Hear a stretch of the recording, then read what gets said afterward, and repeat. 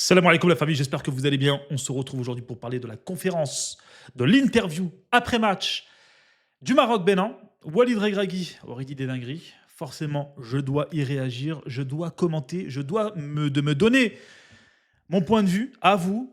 Ok, très chers téléspectateurs, très chers abonnés de Roro TV, on va parler de ça tranquillement, bien évidemment, dans le respect. Toujours le respect, parce que si on perd le respect, on perd tous les gars. Et le respect fait partie intégrante du Marocain, comme elle fait partie intégrante du musulman, alhamdoulilah.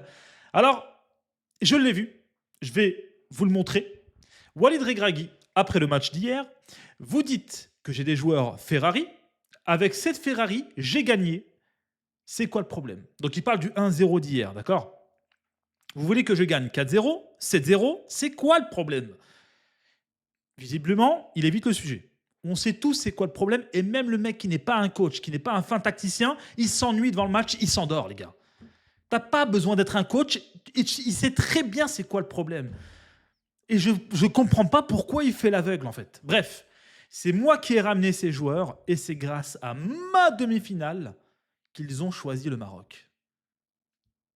À l'heure actuelle, Regragui a complètement craqué. Je vous le dis, les gars, il a craqué là, c'est pas possible. Il affirme que c'est grâce à lui la demi-finale, premièrement, et que c'est grâce à lui que des joueurs importants, notamment Elias Ben Seguir, Brahim Diaz, ont choisi la sélection.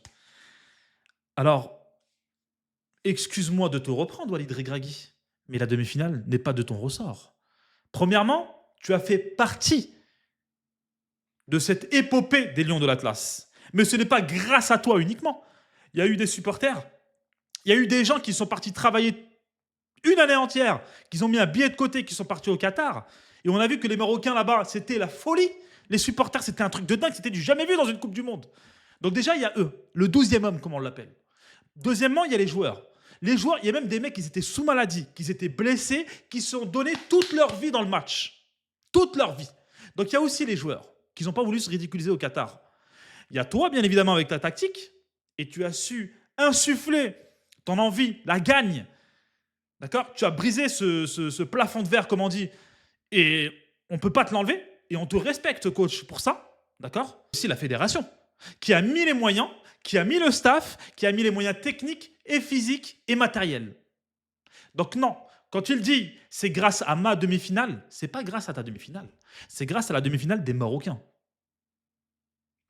Faut revenir un peu en arrière, prendre du recul, redevenir un peu humble.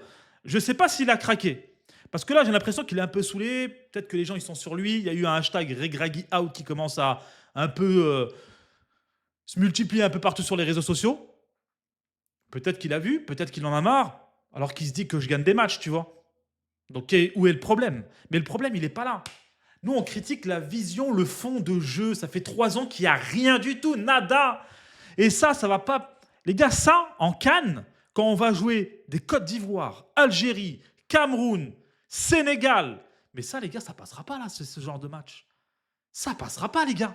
J'espère que vous vous rendez compte quand même. Encore une fois, il y a des mecs qui sont venus en commentaire. Je sais pas si c'est ici sur YouTube ou sur TikTok.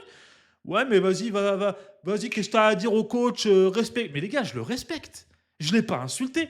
Jamais je manquerai de respect, les gars. Il nous a ramenés en demi-finale. Il a fait partie intégrante de cette épopée. Il n'y a pas de problème. Je le respecte. Il m'a fait vibrer. J'ai kiffé, les gars. Et je suis fier aujourd'hui de cette équipe marocaine. Surtout quand tu sais le désert qu'on a traversé pendant de très nombreuses années. Merci, Walid Regragui. On ne te manque pas de respect. On prend un problème, on le montre du doigt et on t'explique que là, il y a un problème. Donc là, quand il va en conférence comme ça et qu'il esquive le sujet et qu'il fait « Ouais, mais vous voulez quoi, qu'on gagne 4-0 ?» Non, on ne parle pas de ça, nous. Nous, on te parle du fond de jeu. On veut voir de la beauté, on veut voir quelque chose. Maintenant, attention, s'il va à la CAN et qu'il gagne comme ça, avec un jeu dégueulasse, les gars, je vous le dis tout de suite, je suis le premier à fermer ma bouche. Je suis le premier à fermer ma bouche et j'espère qu'il va réussir à fermer ma bouche. À voir. Peut-être que c'est lui qui a raison, les gars. C'est peut-être moi le fou du bus. Je ne sais pas. Mais là, pour l'instant, quand je regarde le jeu, je suis désolé, ça me fait peur. Et ça me fait même très, très peur. On va parler des stats. Walid Regragui, apparemment, on est sur une série de 12 victoires. C'est la plus grande et longue série pour un coach marocain. Donc, il se place automatiquement en tant que meilleur coach. D'accord, jusque-là, plus la demi-finale en Coupe du Monde. Les gars, on va juste rappeler une chose. On aime le football, on est marocain, on est fiers, il n'y a pas de problème. Les gars, 12 victoires, il y a 11 matchs à domicile.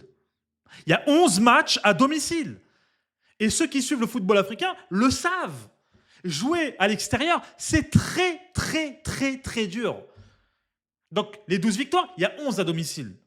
Déjà pour commencer. Et quand tu regardes les équipes qu'on a jouées, je suis désolé, frérot, mais tu ne peux pas en être fier et te targuer d'être le meilleur sélectionneur de je ne sais pas quoi. 12 victoires d'affilée. Dans les 11, il y a qui les frérots? La Zambie, le Congo, et c'est même pas la RDC. Hein. C'est même pas la RDC. Gabon, Lesotho, Centrafrique, Niger, Tanzanie, Tunisie, Bénin. Les gars, je vous jure, des fois, je vois des trucs, c'est lunaire. J'ai l'impression, soit il est énervé, soit il est un peu plus, je sais pas, s'il est déconnecté, peut-être, je sais pas. Je sais pas. Wallah, je sais pas, les gars. Bref, dites-moi ce que vous en pensez dans les commentaires, encore une fois. Prenez soin de vous, les frérots. N'hésitez pas à liker et à commenter pour me donner de la force. Inch'Allah, on se retrouve pour les prochaines actualités du Muntakhab. Salam alaikum.